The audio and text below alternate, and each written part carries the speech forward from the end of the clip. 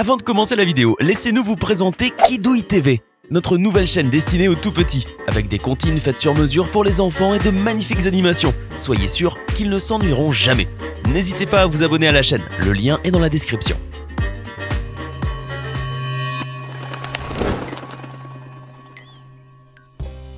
Bonjour et bienvenue à tous, j'espère que vous allez bien, très bien. Il y a environ un mois est sortie la première bande-annonce de Toy Story 4, qui nous ramène aux jouets qui ont conquis nos cœurs. Cependant, bien qu'il semble que la vidéo soit juste une présentation du nouveau personnage, Forky, en regardant bien, elle renferme un secret incroyable. C'est que, comme nous le savons tous, la théorie selon laquelle tous les films du studio Pixar sont liés circule depuis plusieurs années sur les réseaux, de Toy Story sorti en 1995 jusqu'à Les Indestructibles 2 sorti en 2018. Cette théorie est connue comme la théorie de Pixar. De manière incroyable, à chaque fois que sort un nouveau film de ce studio, la théorie se développe encore plus, créant une histoire vraiment géniale. Une chose doit être très claire, les réalisateurs de Pixar ont eux-mêmes affirmé que tous les films se déroulent dans le même univers, raison pour laquelle ils laissent quelques indices dans tous les films. Voilà pourquoi, dans tous les films de Pixar, on peut voir apparaître des choses issues d'autres films et qui les rassemblent. La preuve, les exemples ci-après. Dans le monde de Dory apparaît Riley de Vice Versa. Dans Vice Versa, Riley et ses parents se prennent en photo avec une statue de dinosaure qui apparaît dans le voyage d'Arlo. Arlo, du voyage d'Arlo, apparaît comme une figurine dans Monstres et compagnie. Sully apparaît sous forme d'un dessin dans Rebelle. Dans Cars, on peut voir la photo de la famille royale de Rebelle. Flash McQueen apparaît dans Toy Story. L'ours Lotso, le méchant de Toy Story, se trouve à côté d'un lit dans Là-haut. Doug, le chien qui parle, a lui aussi une petite participation dans Ratatouille. La moto du cuisinier de Ratatouille apparaît comme une ordure jetée à la poubelle dans une scène de Wall-E. Aussi bien dans Ratatouille que dans Cars, les panneaux se ressemblent. La voiture bleue qui apparaît dans Cars apparaît aussi dans Les Indestructibles. La tenue de cosmonaute verte que porte Bob apparaît dans une bande dessinée de Le Monde de Nemo. Nemo est le jouet de Boo, même si cette dernière possède aussi la fameuse Cowgirl. Tilt, la petite fourmi de 1001 pattes, apparaît dans Toy Story. On peut voir le camion Pizza Planet dans presque tous les films de la production de Disney. De plus, dans Les Indestructibles 2, on peut voir des boîtes de repas chinois identiques à celles des autres films de Pixar, et qui sont apparues dans 1001 pattes, Vice Versa et Toy Story 2. Nous pourrions ainsi passer toute la journée à montrer ces petits liens entre les films. Pour beaucoup de personnes, cela va donc plus loin. En effet, on raconte que tous les films de Pixar se déroulent dans le même univers, à différentes époques seulement. Tous les films racontent donc une seule histoire, beaucoup plus large et plus sombre. Au cas où vous ne la connaissez pas, la voici. Le début, nous le voyons avec le voyage d'Arlo. Il y a 65 millions d'années, les dinosaures n'ont pas disparu de ce monde. Au contraire, ils sont même devenus plus civilisés que les êtres humains. Or, bien que les dinosaures aient tenté de se lier d'amitié avec les humains, il y eut une grande guerre que les humains ont gagnée, grâce au fait que certains avaient des super-pouvoirs. C'est ainsi que les humains provoquent l'extinction de presque tous les dinosaures, c'est-à-dire les animaux qui pensent. Ensuite, nous allons au film Rebelle, où on nous montre ce monde des milliers d'années plus tard, et où Mérida découvre une sorte de magie mystérieuse qui provient d'une sorcière dans la forêt. Là, nous voyons qu'il peut exister des humains transformés en animaux. Et dans Ratatouille, le monde de Nemo et Là-haut, nous pouvons voir comment des animaux sont dotés d'une intelligence.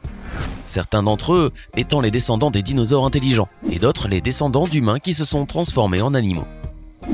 Dans Ratatouille, les humains découvrent une nouvelle fois que les animaux pensent, puisque même Rémi ouvre son propre restaurant. C'est Charles, le méchant personnage de Là-haut, qui est au courant de cela. Et c'est de là qu'il a eu l'idée d'inventer un appareil qui traduirait le langage animal à humain. Ce qui montrera que les animaux sont beaucoup plus intelligents et ressemblent plus aux humains que ce que l'on croyait.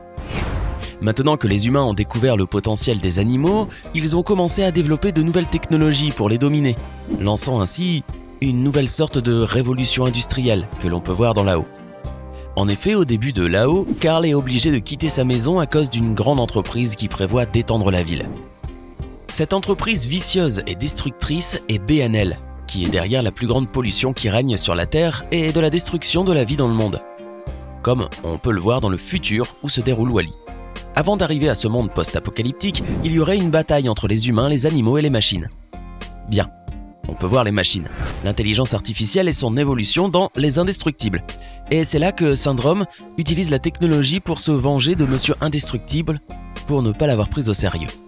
C'est ainsi qu'il fabrique l'Omnidroid, une intelligence artificielle qui peut corriger ses propres erreurs et apprendre, qui, éventuellement, se retourne contre toute l'humanité. Syndrome dit à Monsieur Indestructible que les lasers de l'Omnidroid fonctionnent grâce à l'énergie du point zéro, l'énergie qui se trouve dans le vide. Cette énergie est invisible et assez puissante, ce qui explique pourquoi les jouets de Toy Story et d'autres objets inanimés de l'univers Pixar peuvent revenir à la vie et se déplacer eux-mêmes. Bien. Dans Toy Story, on peut voir d'autre part que les jouets perdent leur énergie et restent inanimés lorsqu'ils sont loin des humains, si bien que les machines et l'intelligence artificielle éliminent de nombreux humains, notamment ceux qui ont des pouvoirs dont les indestructibles. Cependant, les machines n'ont pas pu se débarrasser de l'humanité puisque les gens sont leur source d'énergie. Toutes les machines se regroupent dans la grande entreprise BNL et se cachent derrière pendant qu'elles cherchent le moyen de se passer des humains. Cependant, quand la pollution causée par BNL atteint des niveaux critiques et que les animaux s'organisent pour détruire l'humanité, ce sont les machines qui doivent défendre l'homme, car ce dernier est leur source d'énergie. Et l'on sait que cette guerre sera remportée par les machines, car après, il ne restera plus d'animaux sur Terre. Ces conséquences-là, on peut les voir dans Cars, car les machines ont fait de la Terre un lieu où il est impossible de vivre pour les animaux et les humains. C'est pourquoi les quelques humains qui restent sont placés dans des vaisseaux spatiaux. C'est ce qu'on nous raconte dans Wall-E. Pendant ce temps, les machines sont restées sur Terre pour peupler la planète et organiser les choses. On peut donc voir dans Cars quelques vestiges de la vie humaine, bien que n'apparaissent ni les personnes ni les animaux. Bien, dans le film Wall-E, on peut voir comment notre robot bien-aimé se lie d'amitié avec un cafard. Et d'autre part, dans le générique final du film, on voit que dans une chaussure se trouve le dernier vestige de la vie, représenté par une plante. Cela nous emmènerait vers le film 1001 pattes qui est directement lié au cafard de Wall-E, puisque le début du film montre un arbre qui est très probablement celui qui a poussé après la fin de Wall-E. Cela signifie que 1001 pattes se déroule encore plus loin dans le futur, dans un futur où il ne reste plus de vie humaine. Sauf que les animaux ont préservé les coutumes et les traditions des êtres humains. D'ailleurs, les insectes se comportent et agissent comme des personnes. Ils vivent dans des villes, en des sociétés civilisées, etc. Ces insectes évolueraient et seraient les monstres de Monstres et compagnie. Rappelons-le, dans Monstres et compagnie, les monstres vivent dans ce monde futur, sans la moindre trace de vie humaine. Mais que comme les humains sont toujours la source d'énergie, ils se débrouillent pour voyager dans le temps grâce aux machines et ainsi effrayer les enfants pour obtenir l'énergie de leurs cris. Même si du temps a passé, il y a toujours cette méfiance envers les humains. C'est pourquoi les monstres pensent que le monde humain est toxique et que le simple fait de les toucher peut être fatal. Plus tard toutefois, ils découvrent que le rire est une source d'énergie beaucoup plus puissante que la peur. C'est ainsi que, enfin, dans ce futur lointain, les animaux et les machines cohabitent, avec les humains du passé, parvenant ainsi à trouver une façon de vivre en harmonie. Enfin, vous souvenez-vous de Boo, la fillette de Monstres et compagnie ? Selon cette même théorie, cette dernière est la sorcière de Rebelle, celle dont nous vous avons parlé au début. Et ce n'est pas tout, puisqu'elle est aussi Violette, la fille de la famille des Indestructibles, qui voyage à travers l'espace-temps pour pouvoir retrouver son petit chat. C'est possible car dans Les Indestructibles 2, nous voyons que Jack est capable d'aller à d'autres dimensions. Et si vous vous rappelez, dans le film Monstres et compagnie, l'un des monstres assure qu'il a vu un garçon qui non seulement volait, mais aussi qu'il avait détruit une voiture avec son faisceau laser. Ses pouvoirs, Jack les possède. C'est comme ça qu'il a voyagé dans le futur et s'est retrouvé dans le monde des monstres. Peut-être que Jack peut aussi voyager dans le monde des morts, une autre dimension que nous avons découverte dans le film Coco. Bien, Toy Story 4 arrive et on vient de présenter 2 bandes-annonces du film. C'est dans la première qu'on voit apparaître le plus surprenant et qui confirmerait la théorie de Pixar. En effet, on y présente Forky, un outil manuel qui était autrefois une simple fourchette, mais qui en devenant un jouet avec des pieds, des mains et un visage, prend vie. Et tout comme Forky, d'autres objets prendraient vie aussi. C'est de cette manière-là que s'animent les voitures dans Cars. Peut-être que Forky a pris vie grâce à l'énergie du point zéro, l'énergie qui se trouve dans le vide et dont on parle dans Les Indestructibles. Et si Forky prend vie, cela confirmerait que toute autre chose pourrait prendre vie. Une chose qui attire aussi beaucoup l'attention, c'est que Forky ne comprend pas ce qui se passe.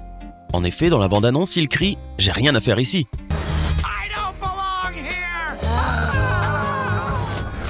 Oui, il ne sait pas ce qui se passe. Maintenant, il nous manque plus que de voir ce qui se passe dans le film Toy Story 4 que nous attendons tous avec impatience. Oui, je sais, c'est une théorie assez longue et très vaste, mais surprenante et géniale aussi. Et pour les amoureux de films Pixar, on adore ça. Dites-moi ce que vous en avez pensé en commentaire. Hey, c'est tout pour aujourd'hui. Si vous avez aimé la vidéo, n'oubliez pas de la liker et de la partager avec vos amis. Et si vous êtes nouveau sur la chaîne, n'oubliez pas de vous abonner et d'activer la notification. Bye bye!